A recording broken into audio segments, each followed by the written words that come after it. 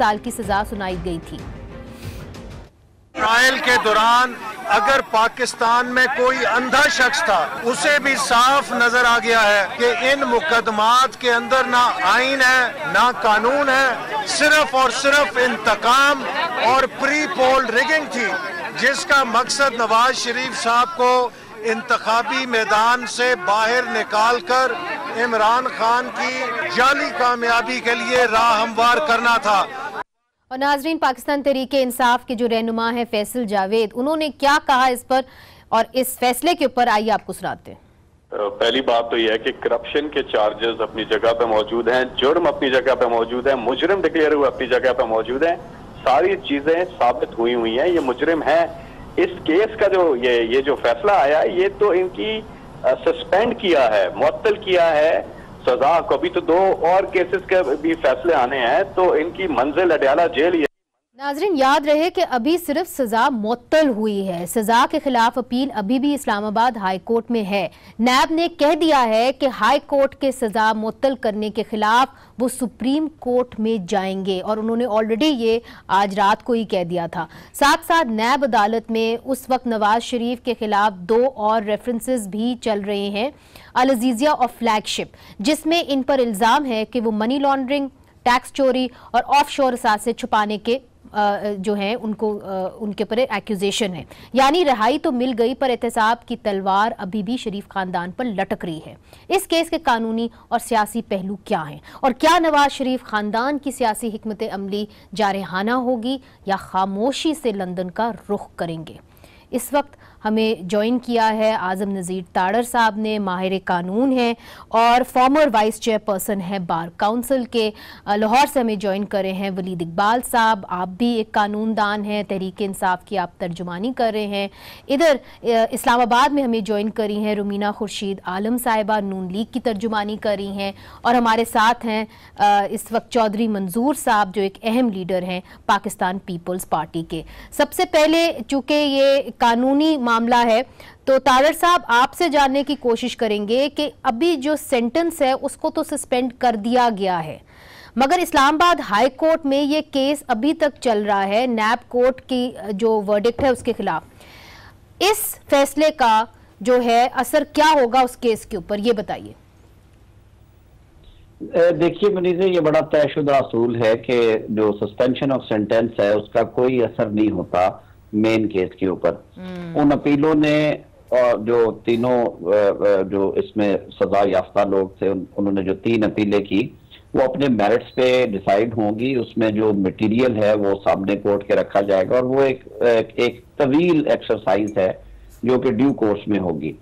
हाँ, अलबत्ता जो सस्पेंशन ऑफ सेंटेंस है जो आज फैसला हुआ है सजा की मुअत्तली का, वो कानून इजाजत देता है कि अगर मुल्ज़म ये समझे कि उसके खिलाफ उसके केस में नाइंसाफी हुई है और जो फैसला है वो कानूनी सुकम है उसके अंदर, तो वो अदालत से रजू कर सकता है बाद सजा जमानत के लिए। 426 हम इसे कहते हैं ज़ब्ता फौजदारी, और क्योंकि नैब में ज़ब्ता फौजदारी की कुछ दफात को रोक दिया गया, तो असफंदियार वली केस में अदालत उज़्मा ने ये डिक्लेयर किया आज से 18-19 साल पहले कि आप रिट ज्यूरिसडिक्शन में आ सकते हैं। सो ये रिट पिटीशन फाइल की गई और उसमें मांगा गया रिलीफ के जी हमारा जो फैसला है उसमें ऐसे कानूनी सुकम है कि ये फैसला बरकरार नहीं रह सकता। अदालत ने दोनों फरीकैन को सुनने के बाद उन्हें जमानत का हकदार ठहराया, लेकिन ये बात वाज़ेह है कि इस फैसले की कोई बेरिंग नहीं होगी मेन केस के ऊपर। अच्छा, ये आपने कहा, मगर ताड़र साहब ये बताइए, अब जब नैब जारी है सुप्रीम कोर्ट में, तो नैब जो है वो किस उम्मीद के साथ जारी है? क्या आपको लगता है कि अगर इस्लामाबाद हाई कोर्ट ये फैसला दे देता है और सेंटेंस को सस्पेंड कर देता है, तो उसका क्या स्कोप होगा कि सुप्रीम कोर्ट में या वो अपहोल्ड करेंगे इस्लामाबाद हाई कोर्ट के फैसले को या रिजेक्ट करेंगे? आप कैसे देखते हैं, चांसेस क्या हैं? देखिए, कोई भी फरीक है वो किसी भी फैसले से अगर मुतमिन नहीं तो वो अदालत उज़्मा में जा सकता है। हाई कोर्ट की अपील वहां पे लाई करती है। एक चीज मुझे जो परेशान करती है बतौर वकील, मैं आपसे जरूर शेयर करना चाहूंगा कि नैब ने ये जो फौरी बयान जारी किया है कुछ उजलत में किया है, इसलिए कि अभी तक डिटेल्ड फैसला नहीं आया। नैब देखिए, ये कोई केस किसी बशीर और अकबर के दरमियान नहीं है, कोई कत्ल का मुकदमा नहीं, कोई जाती दुश्मनी का मुकदमा नहीं है। नैब एक इंडिपेंडेंट इन्वेस्टिगेटिंग एजेंसी के तौर पे कायम की गई है और नैब इस केस में प्रोसिक्यूटर है। लेकिन ये रवाज है ना कि अभी फैसला आया नहीं, अभी शॉर्ट ऑर्डर भी नहीं था आया, तो प्रेस रिलीज आ गई कि जी नैब इस फैसले को चैलेंज करेगी सुप्रीम कोर्ट में। क्या बेहतर होता अगर ये इतना उजलत में ये बयान जारी ना किया जाता, क्योंकि देखिए जो स्टेट इंस्टीट्यूशंस हैं उन्हें न्यूट्रल होना चाहिए अपने शहरियों के बारे में और उन्हें सोच विचार के बाद कोई बात करनी चाहिए। अगर ये बात मैं करूं ना किसी जाती मुकदमे में तो लोग कह सकते हैं कि you have a point. Waleed Iqbal साहब, जिस तरह तारड़ साहब ये कह रहे हैं कि नैब को थोड़ा वेट करना चाहिए था, पहले तफसीली फैसला आ जाता फिर उसके बाद ये अनाउंस करते ठीक है जी कि हम सुप्रीम कोर्ट में जा रहे हैं, इतनी उजलत में क्यों किया? देखिए जी, ये तो नैब के तर्जुमान ही इसका जवाब दे सकते हैं। ठीक है, but how do you see it? मैं आप भी कानूनदान हैं। जी, मैं आपको जी बिल्कुल, और मैं वही वाज़े करने लगा था अभी, क्योंकि आपने मुझे दो कैपेसिटीज में यहाँ मदऊ किया हुआ है, एक कानूनी कैपेसिटी और दूसरी सियासी कैपेसिटी। मैं सियासी की बात पहले कर देता हूँ क्योंकि वो एक जुमला ही है। ये जो आज की कार्रवाई है, जो आज का फैसला है, हमारे से कोई ताल्लुक नहीं है इसका, ना मेरी पार्टी से कोई ताल्लुक है, ना हमारी हुकूमत से कोई ताल्लुक है। नैब एक आज़ाद इदारा है और अदलिया भी आज़ाद है, हम एहतराम करते हैं फैसलों का। हमारे तक जहाँ ताल्लुक है इसकी अमल दरामद का, इसको फैसिलिटेट करने का, वो हम जो कानून की अमलदारी है हमारा कत्ता कलामी माफ, मगर आपकी पार्टी तो गई थी शुरू में अदालत के अंदर, आपने तो इस केस को धरने किए थे, आपकी पार्टी का कैसे ताल्लुक नहीं हो सकता इस केस से? मैं आपको अर्ज करता हूँ, हमारी पार्टी का, ना सिर्फ हमारी पार्टी का, मौजूदा वजीर आजम और हमारे पार्टी के चेयरमैन इमरान खान साहब का केस सुप्रीम कोर्ट में फाइल हुआ था, नईम बुखारी साहब ने उसकी पैरवी की थी और हमारे चेयरमैन उस केस में कामयाब हुए थे। उसमें इस्तदा उनकी नाअहली की थी मियां नवाज शरीफ की और उनके दीगर फैमिली मेंबर्स के, जो कि असेंबली के या सेनेट के मेंबर्स थे, और वहां तक हम तस्लीम करते हैं। यह केस नैब ने शुरू किया, नैब ने परसू किया, नैब ने उस पर सारी कार्रवाई की, सुप्रीम कोर्ट ने उसको मॉनिटर किया। मैं ये अर्ज कर रहा हूं कि पॉलिटिकली और एडमिनिस्ट्रेटिवली और जो जहां तक ठीक, वी गेट योर पॉइंट, मगर वलीद साहब जो अतुल्लाह साहब ने रिमार्क्स दिए हैं, उन्होंने ये कहा है The NAB, after conducting thorough investigation, couldn't bring any evidence of Nawaz Sharif's ownership of the Avonfield apartments, but you want us to admit his ownership on mere presumption. तो ये कम से कम आप लोग तो कहते रहे कि ये मनी लॉन्ड्रिंग करते रहे हैं और एवनफील्ड अपार्टमेंट इन्हीं के हैं, मगर अतर मिनल्ला साहब के रिमार्क से तो ऐसा नहीं लग रहा। वो तो ये कह रहे हैं कि आपने पूरी कार्रवाई जो की है वो प्रिजम्पशन के ऊपर की है, मफरूजों पे की है। नहीं जी, फिर आप फिर से वो आप इस तरह कह रही हैं जैसे मैं या मेरी पार्टी ये केस नैब परसू कर रही है। इस केस को नैब ने और उसके वकीलों ने इसको नईम बुखारी, मैं एक और बात अर्ज करना चाह रहा हूँ जी। नहीं देखें, ये मैं अब आपको कानूनी राय देता हूँ, सियासी बात तो मैंने कर दी, मैं कानूनी बात करता हूँ। देखें, दो चीज़ों का नज़र आता है जो अभी तक मेरे पास, मैंने इस केस की ना फाइल पढ़ी है ना मैं अदालत में ये पर्सनली ये देखता रहा हूँ प्रोसीडिंग्स, लेकिन जो मैंने देखा पढ़ा है अखबारात में, मीडिया पे, उससे दो चीज़ें नज़र आती हैं। एक तो जो ओरिजिनल फैसला नैब के जज का था, नैब एहतसाब अदालत का, उसमें जब वो शाया हुआ और उसमें माहिरीन की राय आई तो उसमें नुक्स पाए जाते थे, और ऐसी कोई अनहोनी बात नहीं है, अक्सर फैसलों में नुक्स पाए जाते हैं, तो उसी वजह से अपील होती है। तो उसमें कुछ नुक्स पाए जाते थे, पहली बात। दूसरी बात ये कि जो स्ट्रेटजी थी, मैं जहानत और नालायकी की बात किसी की नहीं कर रहा, जो नैब के वकला की स्ट्रेटजी नजर आई इस अपील कोर्ट के सामने, उसमें भी जो था कुछ ऐसे इकदाम लिए गए जिससे ये दोनों चीज़ों की कॉम्बिनेशन ने, ये सस्पेंशन ऑफ सेंटेंस इस तरह के मामलों में इतना कसरत से नहीं दिया जाता, ये बड़ी अनयूजुअल बात है, लेकिन उसकी वजह यही नज़र आती है कि ओरिजिनल फैसले में नुक्स थे, और फिर अपील के स्टेज पर पहले जिन्होंने सारा ट्रायल चलाया, जिन वकील साहब ने 1 साल वो ट्रायल करते रहे, पूरे रिकॉर्ड से, पूरे एविडेंस से वाकिफ थे, उनके देखें जजेस भी, जो हाई कोर्ट के जजेस दोनों जो थे, और होना भी इस तरह चाहिए, पूरी तैयारी करके पूरा रिकॉर्ड पढ़ के आए थे। छोटा मोटा केस नहीं, तो मैं ये कर रहा हूं कि वो वकील पहले वो सवालात के जवाब नहीं दे सके, एक उनके बॉस आए प्रोसिक्यूटर जनरल, वो नहीं संभाल सके कोर्ट के सवाल, फिर एक तीसरे उन्होंने आउटसाइड से काउंसिल लाए, तो वो, और फिर वो अपील में सुप्रीम कोर्ट में चले गए। ये सारी इसके ऊपर चूंकि हम लातादाद प्रोग्राम कर चुके हैं, तो हम जो ये जो केस है हम इसकी डिटेल से वाकिफ हैं।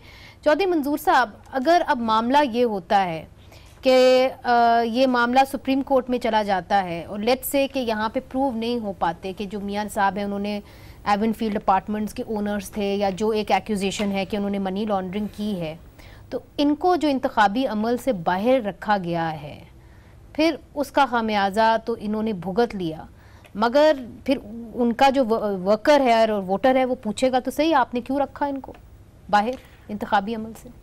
अच्छा, एक बुनियादी बात है कि इस मुल्क का अलमिया ये रहा है कि हमेशा से ख़ास तौर पर जब ये इदारे बनाए गए, जब एहतसाब कमीशन बनाया गया था पहले मियां साहब के दौर में, तो अगर हम देखें तो वहाँ से शुरू होता है ये इसकी बुनियादियाँ। फिर नैब ऑर्डिनेंस आया जनरल मुशर्रफ के दौर में, तो जनरल मुशर्रफ के दौर में भी जिस तरह से विक्टिमाइजेशन हुई वो भी आपके सामने है, और फिर जिस तरह से केसेस बनते हैं और फिर अलाइनमेंट होती है।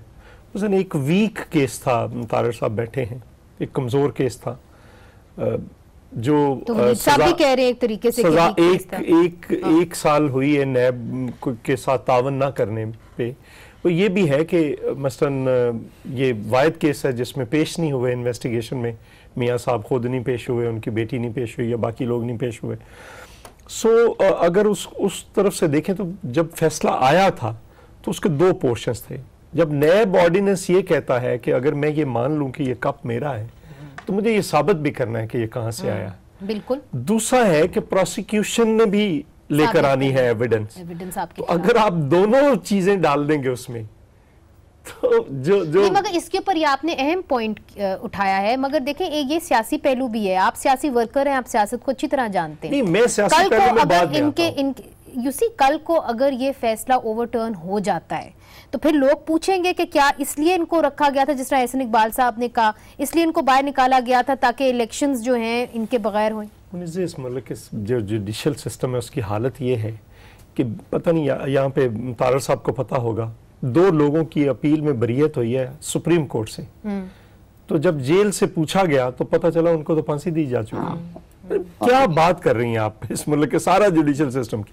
वो दूसरा पहलू है। पहले ये है कि हमेशा हमारा पीपल्स पार्टी थोड़ा शाकी रही है कि हमेशा ही रिलीफ दिया जाता है, हमें तो 11-11 साल फेंक कर भूल ही जाते हैं कि इनका भी कोई नाम है और ये भी कोई इंसान है या कोई लोग हैं। तो ये दूसरी बात है। लेकिन हमें ना तो कोई इसको इस तरह से सेलिब्रेट कर रही है पीपल्स पार्टी, ना कोई बिल्कुल पीटीआई की तरह दुखी बैठी है कि बिल्कुल हम उसको मगर अपने आप पे ले लें। कहा तो है कि जी कम से कम इस केस के अंदर जो है रिलीफ मियां साहब को जल्दी जल्दी मिल गई और हमें तो कभी रिलीफ मिली नहीं। एक तरीके से ये हमारी शिकायत किससे है? मियां साहब से तो नहीं है। फिर किससे? ये तो हमारी शिकायत जो सिस्टम है उससे है ना। चलिए, हमें तो बिल्कुल सिस्टम के आप लाडले हैं, आप लाडले हैं, ये तो कहा जाता है ना आपके बारे में कि आप लाडले हैं, और बाकी सब जो हैं खासतौर पे पाकिस्तान पीपल्स पार्टी उनके साथ बहुत बुरा हुआ है। तो ये बताइए कि मियां साहब का नाम इस वक्त ECL के ऊपर है, क्या आपकी पार्टी में कोई ऐसी बात हो रही है या कोई ऐसा इशारा है कि मियां साहब और उनकी बेटी लंदन जाएंगे? देखिए, सबसे पहले तो Vaneeza thank you so very much for inviting on your show. देखिए, जहाँ तक बात है आज के इस फैसले की, तो मैं समझती हूँ जो पाकिस्तान मुस्लिम लीग नून का बिलखुसूस जितने भी वर्कर्स हैं, नो डाउट वो बहुत खुश हैं, क्योंकि एक जो डेफिनेटली जो बहुत बड़ा लॉस मियां साहब का या हम सब का हुआ, वो ना सिर्फ इलेक्शन की सूरत में बल्कि बेगम कुलसूम साहिबा के जाने की सूरत में भी हुआ। और आज ये जो पहलू हम सबके सामने आया, ये भी एक खुशाइन भी है, चाहे कोई कहे माने या ना माने। लेकिन नो डाउट जो कुछ हुआ, और कहा जाए कि अगर अब मियां साहब या मरियम जो है वो लंदन चले जाएंगी, तो इससे ज्यादा जो कुछ हमारी पार्टी के साथ हम सब के साथ हो चुका है, वो इससे ज्यादा बुरा मजीद और कोई क्या करेगा। मायने कि आप इसको कंटेस्ट कर सकते हैं कोर्ट में जाके कि आप हमारे लीडरान को ECL से निकाल दें, जिस तरह मुशर्रफ साहब ने किया था। ये तो डेफिनेटली आज अभी, क्योंकि मैं कोई भी बात उजलत में नहीं कहना चाहूंगी जब तक कि पार्टी की लाइन हमें नहीं आती, तो I will not gonna say anything on that. लेकिन ये जरूर कहूंगी कि जो लोग जानते थे कि वो सजा में जेल में आ रहे हैं, तो वो लंदन से आ गए, तो उनको अभी इतनी जाने की कोई जल्दी नहीं होगी, ये मैं जरूर कह सकती हूँ। तो मगर अभी ये भी देखना है कि इस फैसले के बाद पाकिस्तान मुस्लिम लीग नून जो है अपनी सियासत एक अग्रेसिव सियासत करेगी या नहीं करेगी, और इस फैसले का उनकी सियासत के ऊपर क्या असर होगा, ये सब कुछ वक्फे के बाद।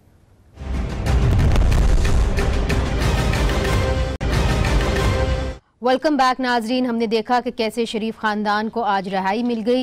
तारर साहब, मुझे ये बताइए कि जिस तरह के चौधरी मंजूर साहब ब्रेक से पहले कह रहे थे, बर्डन ऑफ प्रूफ की वो बात कर रहे थे और नैब के हवाले से बात कर रहे थे, तो जब ये केस इस्लामाबाद हाई कोर्ट के अंदर आया है तो वहां पे जज साहब ने ये कहा कि अगर नवाज शरीफ साहब ही एवनफील्ड अपार्टमेंट के मालिक हैं तो फिर मरियम नवाज साहिबा को किस बात की सजा मिली है। तो इसके ऊपर क्या आप हमें बता सकते हैं कि क्या क्या ऐसे लकूनास थे जिसकी बुनियाद के ऊपर आज इनको रिहाई मिली है? देखिए, आज मैंने जो शुरू में बात की कि अभी सिर्फ उन्होंने सजा को मुअत्तल किया, अपीलें पेंडिंग है और सजा मुअत्तल की जाती है सिर्फ जो फैसले के अंदर कानूनी हुक्म होते हैं। आप जजमेंट से बाहर नहीं जाते और आप एविडेंस और मटेरियल नहीं देखते। दो चीजें बड़ी वाज़ेह थी। जज साहब ने एक ही ब्रेथ में ये कह दिया कि मरियम नवाज जब ये प्रॉपर्टीज खरीदी गई, एक्वायर की गई, उस वक्त शी वाज माइनर और वो इस पोजीशन में नहीं थी कि वो ये फैसले करती और ये जायदादें खरीद सकती। लिहाजा उन्होंने कहा कि ये जायदादें, प्रिजम्पशन ये है कि बड़े जो हैं, पेरेंट्स जो हैं, वो नाबालिग बच्चों के नाम पे खरीद लेते हैं। कानून में प्रिजम्पशंस की गुंजाइश नहीं है। दूसरी बात ये है कि अगर मरियम नवाज साहिबा नाबालिगा थी, माइनर थी उस टाइम पे और फैसला करने की पोजीशन में नहीं थी, तो फिर उन्हें उसी ब्रेथ में कह दिया गया कि उन्होंने अपने बाप की मुआवनत की है और वो साजिश में शरीक है ये एसेट्स एक्वायर करने में। तो ये सेल्फ कॉन्ट्राडिक्टरी स्टांस था जो कि सेल्फ डिस्ट्रक्टिव हम कहते हैं। ये माना नहीं जा सकता, कोई कॉमन सेंस इसको तस्लीम नहीं करेगी। मियां नवाज शरीफ के बारे में भी इसी तरह के उन्होंने इजहार किया। उन्होंने पहली बात तो ये की कि नायब ने गलती की, उन्होंने चार्ज फ्रेम करवाया उन पे करप्शन चार्जेस का और फिर एविडेंस कोई ना दे सके पूरे ट्रायल में। ला मुहल्ला मियां नवाज शरीफ को एक्विट कर दिया गया जो करप्शन चार्जेस थे उन पे। अब देखिए, जो चौधरी साहब ने बात बड़ी अच्छी की है कि अगर ये कप मेरा है तो मैंने बताना है कि मैंने कहां से खरीदा अगर मैं पब्लिक ऑफिस होल्ड करता रहूं।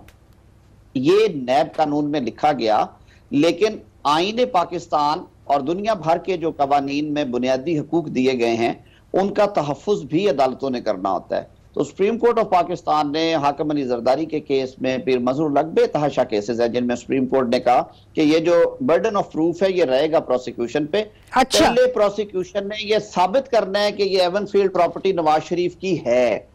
ठीक है। जब ये साबित हो जाएगा बियॉन्ड डाउट कि ये प्रॉपर्टी मियां नवाज शरीफ की साहब, ये जो नैब का कानून है, आप सब, मैं वकला को सुनती रहती हूँ, आप सब इसके ऊपर एक कंसेंसस है कि ये कानून ही कुछ सही नहीं है, क्योंकि बर्डन ऑफ, ये बड़ा जो है वो मेरा एक सवाल लॉज है जिसमें जमानत नहीं है, जिसमें तहफ़्फ़ुज़ नहीं दिया गया, जिसमें ह्यूमन राइट्स जो हैं लोगों के वो मिलिटेट किए गए और सुप्रीम कोर्ट ने इसके बारे में बहुत कुछ लिखा असफादियार वली केस में और पार्लियामेंट को कहा कि आप इसको सुटेबली अमेंड करें। का जो नैब की जो भी रूलिंग होगी एक तरीके से वो कॉन्ट्रडिक्ट हो जाएगी ना। तारक साहब, जब मियां साहब के बेटों ने तस्लीम कर लिया हुसैन नवाज ने कि ये हमारे हैं, तो उसके बाद क्या नैब को प्रूव, हाँ नैब ने जो गलतियां की वो अपनी जगह पे, मसलन उसकी वैल्यू नहीं लगाई। लड़के तो प्रोसिक्यूट ही नहीं हो रहे ना जी, नवाज शरीफ साहब हो रहे हैं, कैप्टन सफदर हो रहे हैं, क्वेश्चन ये नहीं है, और मरियम साहिबा हो रही है। मंजूर साहब खुद वकील हैं, चौधरी साहब उनके डिपेंडेंट बच्चे हैं, दोनों बेटे उनके जो है वो उनके डिपेंडेंट नहीं है, वो इंडिपेंडेंट है माँ बाप नहीं जी। उस टाइम पे जब मैं बता रहा हूँ ना, हुसैन के बारे में इन्वेस्टिगेशन में ये आया कि वो उस टाइम पे भी वो बलूगत से निकल चुका था और वो अपने बिजनेसेस में आया हुआ था।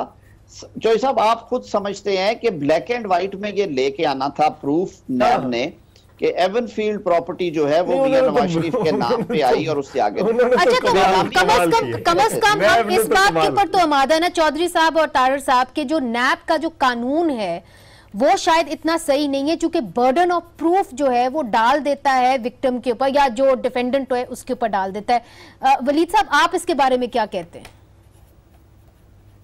जी, सबसे पहले एक छोटी सी बात जो रह गई थी पीछे और उस पर मैं तज़किरा समझता हूँ ज़रूरी है। आपने पूछा था कि नैब ने उजलत में नहीं ये बात की। मैं ये कहना चाह रहा था कि ये जो शॉर्ट ऑर्डर भी जो होता है, कानून में इजाज़त है कि आप शॉर्ट ऑर्डर को भी ले जाके अपील में पेश कर सकते हैं। अमूमन लोग करते नहीं हैं, क्योंकि ज़्यादा बेहतर होता है जब पूरे तफसीलात आ जाएं और वजूहात आ जाएं तो उनको फिर चैलेंज करके उनको ग्राउंड्स बनाना ज़रा मगर चले प्रैक्टिस रही है। नैब के कानून के बारे में बताएं, क्योंकि यहाँ पे हमारे दोनों जो है गेस्ट वो ये समझते हैं कि जी नैब का जो कानून है कोई खास अच्छा कानून नहीं है, और फिर जब उससे जो भी फैसला निकलेगा, जब वो हायर कोर्ट्स के अंदर जाएगा तो एक तरीके से स्ट्राइक डाउन हो जाएगा, क्योंकि it doesn't stand in a court of law ना। नहीं, ये मैं इस बात को जरूरी नहीं समझता। Doesn't stand in a court of law तो फिर डिपेंड करता है कि प्रोसिक्यूशन कितनी ज्यादा मजबूत और कमजोर है और एविडेंस को किस तरह से और स्ट्रेटजी को किस तरह से। तो बर्डन ऑफ प्रूफ की बात हो रही है, अगर बर्डन ऑफ प्रूफ ही जो है वो प्रोसिक्यूशन के ऊपर नहीं है, वो डिफेंडेंट के ऊपर है, तो फिर तो मसला है। नहीं, मेरा मुनीज़ नहीं, ये मैं इस पे भी अपनी राय आपको मैं देखें, इन्होंने अपनी राय दे दी है, मैं अपनी अर्ज कर देता हूँ। देखिए, मुझे इस बात का, मैं दुनिया के 3 मुल्कों में कम से कम काम करता रहा हूँ और लाइसेंस रखता हूँ, जहाँ पे जो एंटी करप्शन लॉज दुनिया भर के, और खासकर मैं आपको एग्जाम्पल्स भी देता हूँ, हांगकॉन्ग में हमारा भी उस पर मॉडल्ड है, और यूरोप के 2-3 ममालिक में इस तरह से है, स्विट्जरलैंड में, इंग्लैंड में, कि जब पब्लिक ऑफिस होल्डर को और उसकी आमदन और उसके असासों में बहुत बड़ा जब गैप हो तो फिर वो बर्डन ऑफ प्रूफ शिफ्ट कर जाता है। और इसकी बड़ी एक मैं अक्सर मिसाल भी देता था, वो जो कोयटा में जो वहाँ के सूबाई सेक्रेटरी फाइनेंस जो थे हिरासत में लिए गए थे, उनकी तनख्वाह को 5-6 लाख रुपए थी, उनके घर से 70 करोड़ रुपए। मगर इधर हमने डिटरमाइन किया था कि मियां नवाज शरीफ साहब के सासे कितने और उनकी आमदन कितनी है, ये तो अब फैक्ट्स आ गए ना केस के। मैं कानून की बात कर रहा हूँ, और मेरी अर्ज सुन ले जी, मेरी अर्ज सुन ले, मैं मेरी पूरी बात सुन ले, मैं खत्म कर देता हूँ। जो है कि अगर इस कानून में डिटरमाइन नहीं की ना, मसलन वहां पे जाकर कम से कम अगर प्रॉपर्टी डीलर किसी को पकड़ते वहां पे और उससे पूछते कि ये सासे कितने के हैं, वहां पे किराया कुछ भी नहीं किया, कुछ भी नहीं किया। जी वलीद साहब, देखिए, सवाल नैब के कानून के बारे में था। मैं ये अर्ज करता हूं कि हम तमाम इदारों को मजबूत करना चाहते हैं, कवानीन में तरमीम जहां करने की जरूरत हो बशमूल नैब के कानून की, हम उसे करेंगे। और अगर फिर आपने साथ देना होगा चौधरी साहब और मैडम, आपने तो पर्सन स्पेसिफिक आ जाएगा, आप लोगों की अक्सरियत करेंगे तो इसको थॉरो नेशनल असेंबली में तो कर लेंगे, सेनेट में आपका तावन चाहिए होगा और जरूर करेंगे हम। अच्छा चले, हमने छोटा सा वक्फा लेना है नाज़रीन। बात यह है कि नैब का जो कानून है उसके ऊपर तमाम जो सियासी जमातें हैं वो ये समझती हैं कि जो ये कानून है शायद ये इतना अच्छा नहीं है। जो लॉयर्स हैं वो भी ये समझते हैं, दोनों तरफ के लॉयर्स, के शायद ये अच्छा कानून नहीं है। मगर फिर इसको अब दुरुस्त कौन करेगा, क्योंकि इसकी जद में सब आ गए हैं। तो इस पे बात करेंगे वक्फे के बाद। अगर आपके पास ये सजेशंस आती हैं तो you are open to those suggestions. मैं उसका उलट कहूंगा जी, हम सजेशंस देंगे कि जी हम ये तरीका चाहते हैं मजबूत करने का, और चाहेंगे कि दूसरी पार्टीज जो हैं वो अपनी सपोर्ट लेंड करें अगर सेनेट के अंदर ऐसे बिल पास कराने की जरूरत है हमको। अच्छा, ये होगा उसके लिए। मगर चौधरी साहब, जो हम बात और एक और बात मैं अर्ज करूं जी, देखें ये सारी पार्टीज ने कहा है, अगर कहा है तो अब ये भी इम्तिहान होगा, ये जो अपना पंजाब के जो जनूबी पंजाब का हिस्सा है उसको अलहदा सूबा एडमिनिस्ट्रेटिव लाइंस पे बनाने का, क्योंकि हम कहते हैं एथनो लिंग्विस्टिक्स लाइंस पे ना बने वो, तो उसके लिए तो आईनी तरमीम दरकार है। बिल्कुल आपने सही कहा, आईनी तरमीम की जरूरत है, और उसके लिए कॉन्स्टिट्यूशनल आपको जो है वो लानी पड़ेगी चेंजेस। मगर अगर हम फिर से आ जाएं जी एहतसाब के हवाले से, चूंकि आपकी लीडरशिप का भी अब एहतसाब हो रहा है और FIA के अंदर हो रहा है, मगर फ्रेश जो एहतसाब शुरू हुआ है, एक नया मरला जो शुरू हुआ है वो अब हमारे लीडरों का भी हो रहा है, हमारे लीडर नहीं जा रहे। बाबर अवान साहब की बात कर रहे हैं आप, इलेक्शंस नहीं, बाबर अवान साहब का हुआ है, अलीम खान साहब का हुआ है, इमरान खान साहब का, ये कह रहे हैं कि जी पॉलिटिकल विक्टिमाइजेशन हुआ है, अब आपको एड्रेस तो करना पड़ेगा इस इशू को। जी, एक चीज जो बुनियादी है, मतलब वली साहब ने कहा, जहां पे कोई ऐसा प्रो पीपल होगी, कोई भी अमेंडमेंट आएगी, हम पाकिस्तान पीपल्स पार्टी उसकी सपोर्ट करेगी, हम उस पर बिल्कुल क्लियर हैं। और इन्होंने देख भी लिया, हमने प्रेसिडेंशियल एड्रेस पे नहीं एहतजाज किया, और अगले उसी वक्त उसी दिन ही बिलावल साहब ने कह दिया कि अगर कल तक कमेटी नहीं बनेगी या कमीशन नहीं बनेगा तो फिर हम एहतजाज करेंगे। मगर ये बताइए चौधरी साहब के एहतसाब की सेहत क्या होगी? एहतसाब जो है फ्री एंड फेयर होगा, पॉलिटिकल विक्टिमाइजेशन नहीं होगी, इसका तायुन कौन करेगा? देखिए ना, हम ये कहते हैं कि अगर एहतसाब करना है तो फिर सबका कीजिए, किसका कीजिए? सबका। तो सबका ही हो रहा है, आपका भी हो, मेरा भी हो, जरूर हो, पीटीआई का भी हो रहा है, पीएमएलएन का भी हो रहा है, ये अभी तक तो सिर्फ सियासतदानों का हो रहा है। सबका हो। एक बात, दूसरी बुनियादी बात जो यहाँ पे है, तो वो आप हुकूमत ने कहा है, किसने मना किया? हम जो बात कर रहे हैं, हुकूमत ने ऐलान किया है, प्राइम मिनिस्टर साहब ने, कि जो भी एहतसाब शुरू होगा सबसे पहले मेरा होगा। तो फिर मैं कहता हूं कि अगर हमारे केसेस की बात होगी तो हम इनको सिर्फ इतनी गुजारिश करते हैं कि यही केस माना हुआ है जहांगीर खान तरीन साहब के 2 ड्राइवर और उनके कुक पे,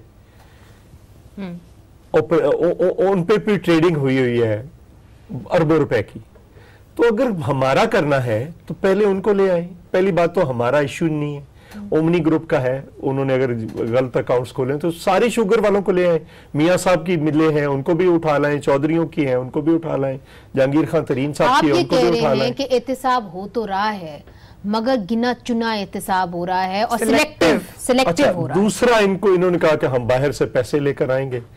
तो मुझे नहीं पता ये गलत है या हो सकता है गलत हो, और मेरी बात को गलत होना भी चाहिए कि इमरान खान साहब की सिस्टर का नाम आ रहा है।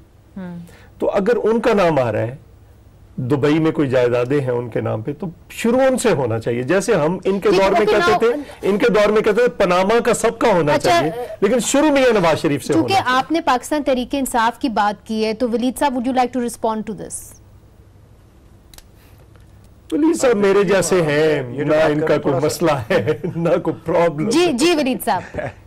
नहीं, अगर उन्होंने एक स्पेसिफिक केस की बात की जो कि इमरान खान साहब की हमशीरा हैं और जहांगीर खान तरीन साहब, कहा है कि जी जो यहाँ से जी देखें, जहांगीर खान तरीन साहब का एहतसाब नहीं हुआ, वो एहतसाब हुआ है तो जो फैसला आया इस इशू पे नहीं, वो ना किसी असेंबली में है, ना कोई वजारत में है, ना कुछ, वो तो ना है। वलीद भाई इस इशू पे नहीं हुआ, जिस इशू पे अब शुरू हुआ है हमारे खिलाफ, इस इशू पे हम माना गया है कि उनके 2 ड्राइवर और कुक के नाम पे ट्रेडिंग हुई है, अरबों रुपए इधर उधर हुए हैं, उनके अकाउंट खुले थे। तो वो क्या है? वो भी तो फेक अकाउंट्स है ना। वलीद साहब देखें जी, ये भी इसका जिक्र भी आया था जो सुप्रीम कोर्ट का फैसला है उसमें, जो जिसमें उनकी नाअहली हुई, और इसको नाफिज करने वाला इदारा है SECP। और मैंने तो कहा हम तो यकीन रखते हैं इदारों की मजबूती पे। अगर SECP मुतल्लिका इदारा है और उसने इनिशिएट करना है, ये दिसंबर 2017 के अंदर ये केस का फैसला हुआ है, अब सितंबर 2018 आया हुआ है, जो मुतल्लिका इदारा है उसको कार्रवाई करनी चाहिए। हम तो नहीं रोक रहे। मेरे प्रोग्राम का मिसाल भी दी कि इमरान खान साहब के हेलीकॉप्टर का केस चल रहा है, अभी वो सिटिंग प्राइम मिनिस्टर हैं। ठीक है तारिक साहब, आपकी जानिब आऊंगी। एक जो परसेप्शन बिल्ड हो रहा है कि सिर्फ पॉलिटिशियंस का एहतिसाब होता है, ना जजेस का होता है, ना जर्नलिस्ट का होता है, ना वकीलों का होता है, क्या ये सही है?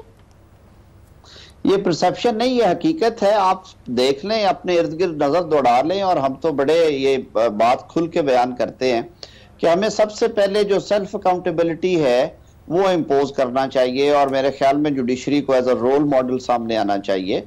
हम वकला में भी यही प्रॉब्लम है, जर्नलिस्ट भी ये हैं, और मेरे ख्याल में जो तबका एडवांटेज पे है, जो जिनके प्रेशर ग्रुप्स तगड़े हैं या जो वैसे सेक्रेड बना दिए गए हैं हमारे परसेप्शन में, उनकी तरफ कोई आंख नहीं उठती है। और मेरे ख्याल में पाकिस्तान में अगर सबसे ज्यादा पिटाई हुई है अकाउंटेबिलिटी के नाम पे, वो पॉलिटिशियन और ब्यूरोक्रेट्स की हुई है। मगर अलमिया ये है कि पॉलिटिशियंस इन केसेस, इन जो एक तरीके से जो ये लॉज हैं इनको बदल सकते थे, मगर पॉलिटिशियंस ने इनको नहीं बदला। रुमीना साहिबा, आप बताइए कि आप पार्लियामेंट के अंदर, आपकी जो जमात थी, ये सब कुछ बदल सकती थी। जजेस जो है उनका एहतसाब नहीं होता, वो खुद अपना एहतसाब करते हैं। फौजी जो है वो खुद अपना एहतसाब करते हैं।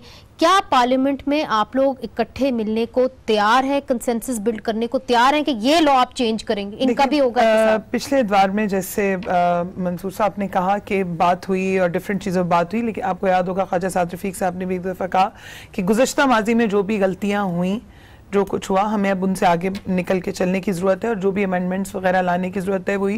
लेकिन अनफॉर्चुनेटली गुज़श्ता पार्लियामेंट में उन कुछ अहम मौज़ूआत के ऊपर लेजिस्लेशन नहीं हो सकी।